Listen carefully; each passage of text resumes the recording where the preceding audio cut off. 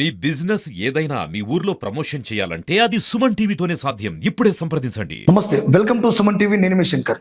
నల్గొండ జిల్లా నకరికల్ మండలం గోరెంకలపల్లి గ్రామ పంచాయతీ ఎన్నికలలో పైచేయి సాధించినటువంటి ఎల్లయ్య గారు ఈరోజు నూతనంగా ప్రమాణ స్వీకారాన్ని స్వీకరించడం జరిగినది. ప్రస్తుతం మనతోటే ఉన్నారు. ఓటర్స్ కావచ్చు, గ్రామ ప్రజలకు కావచ్చు, మీ వార్డు మెంబర్లు, మీరంతా ఎట్లా పాలన ఎట్లా చేద్దాం? నన్ను అత్యధిక మెజార్టీ తోటి 517 ఓట్ల మెజార్టీతో గెలిపించినందుకు చాలా సంతోషంగా ఉంది. ప్రజల యొక్క సమస్యలను నేను గ్రౌండ్ లెవెల్లో తెలుసుకోవడం జరిగింది. ఆ తర్వాత ఆ సమస్యల పరిష్కారం దిశగా నేను అడుగులు వేస్తాననేటువంటి నమ్మకం ప్రజల్లో ఉంది. కాబట్టి అంత మెజారిటీ ఇచ్చి గెలిపించడం జరిగింది. వాళ్ళ యొక్క నమ్మకం ఏదైతే ఉందో ఆ నమ్మకాన్ని వమ్ము చేయకుండా ఈ 5 సంవత్సరాల కాలం పాటు వాళ్ళందరికీ అందుబాటులో ఉంటూ నిరంతరం ప్రజా సంక్షేమమే ధ్యేయంగా, గ్రామాభివృద్ధి లక్ష్యంగా పనిచేయాలనేటువంటి తపన నాలో ఉంది. ఎప్పుడు కూడా ప్రజా సమస్యలను విస్మరించను, ప్రజల యొక్క అభిప్రాయానికి భిన్నంగా వ్యవహరించే ముచ్చట ఉండనే ఉండదు.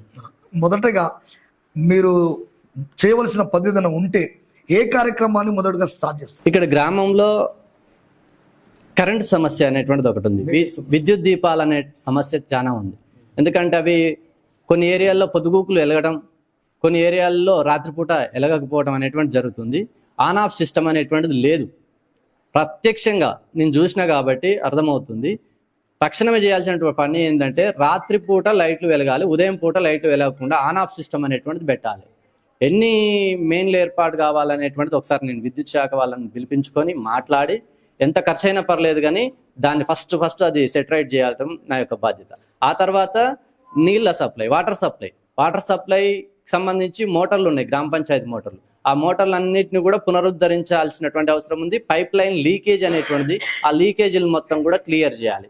ఈ పనులు మౌలిక వసతులు కల్పించిన తదనంతరం అభివృద్ధి కార్యక్రమాలు ఏవైతే ఉన్నాయో సీసీ రోడ్డు వ్యవస్థ, అదేవిధంగా డ్రైనేజ్ వ్యవస్థను పునరుద్ధరించాలి, కొత్త వాటిని వేసేటువంటి పని చేయాల్సినటువంటి అవసరం ఎంతైనా. మన ఫైనల్ గా చెప్పండి, గ్రామ ప్రజలు మీకు భారీ మెజార్టీతో గెలిపించారు.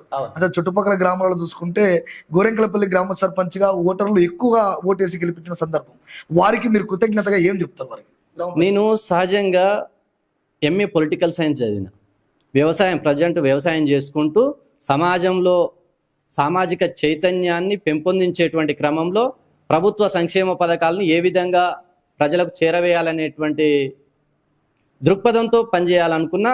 అదే క్రమంలో ప్రజల ముందుకు వెళ్ళి ఎన్నికల ప్రచారంలో హామీలు ఇవ్వడం జరిగింది.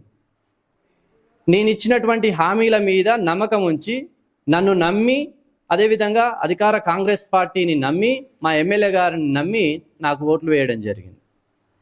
ఓట్లు వేసి గెలిపించినటువంటి, అత్యధిక మెజార్టీతో గెలిపించినటువంటి వాళ్ళందరికీ కూడా హృదయపూర్వకమైనటువంటి కృతజ్ఞతలు. వాళ్ళ యొక్క అభిప్రాయాలను ఎప్పటికీ కూడా నేను కాదనేటువంటి ముచ్చట ఏమాత్రం ఉండదు. వాళ్ళ యొక్క అభిప్రాయానికి అనుగుణంగానే నేను నిరంతరం పనిచేస్తా.